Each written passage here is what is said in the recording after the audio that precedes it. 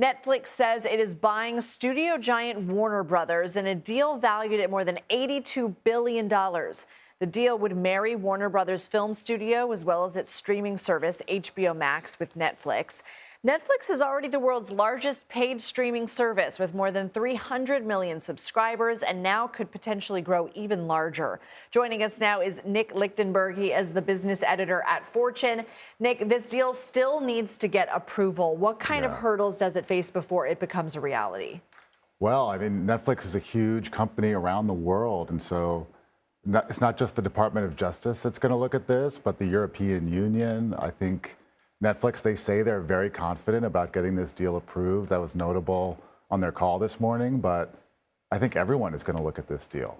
But wouldn't there be antitrust issues for any of the companies that were vying to buy Warner Brothers Discovery? I think that's true, but Netflix's size is just so massive, and it's going to be over 400 million people around the world, close to 450 million people around the world when this deal, if this deal ever closes. And so I think it's going to get extra scrutiny because of that. I want to talk about what it means for consumers at home. But first, what are people thinking it portends for the industry? Are they thinking this could be great because Netflix is still committing to putting movies in theaters? Do they think, oh, this consolidation isn't good for the industry overall?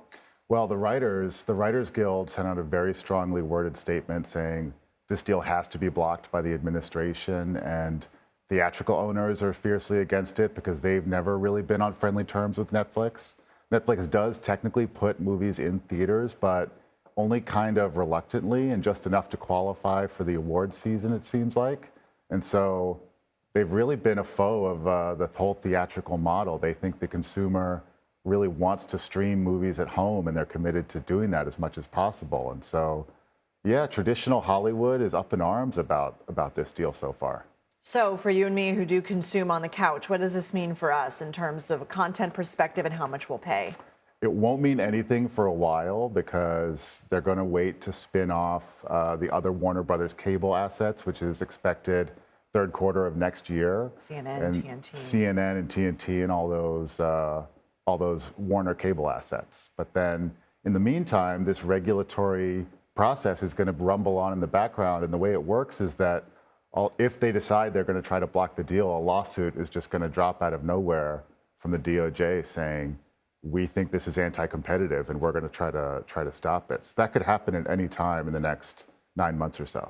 Okay, so 9 months is your timeline for when we could get a yay or nay, you think? Yeah, okay. And I don't think the bidding war is quite over yet. I mean, your parent company has interests in this race, Comcast too, and they might come back to the table with an even higher bid depending on how this regulatory process shakes out. And some analysts think HBO Max could be required to be sold by Netflix to get this over the line. So right now Netflix is trying to buy all of it, the studio and HBO, Harry Potter, Batman, all of that. And we got to wait to see over the next year or so how that plays out. Yeah, you alluded to Paramount Skydance, the parent company of CBS News, had also vied for a spot. All right, Nick Lichtenberg, we'll have to leave it there for now. Fascinating. Thank you. Thank you.